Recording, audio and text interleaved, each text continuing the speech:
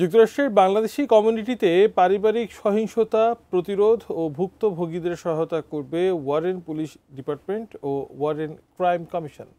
রোববার দেশটির ওয়ারেন শহরের একটি কমিউনিটি হলে বাংলাদেশ অ্যাসোসিয়েশন অব মিশিগানের উদ্যোগে আয়োজিত সভায় এমনটাই জানান পুলিশের ঊর্ধ্বতন কর্মকর্তারা। সভায় সভাপতিত্ব করেন বাংলাদেশ অ্যাসোসিয়েশন অব মিশিগানের সভাপতি জাভেদ চৌধুরী। অনুষ্ঠান সঞ্চালনায় ছিলেন অ্যাসোসিয়েশনের উপদেষ্টা এবং ওয়ারেন সিটির ক্রাইম কমিশনার সুমন কবির।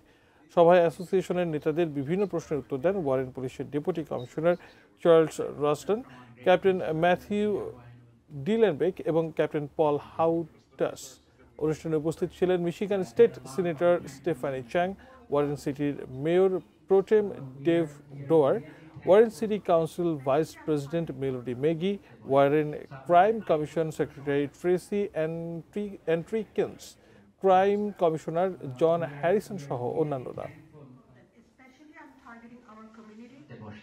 আপনাদের আইনগত কোনো সমস্যা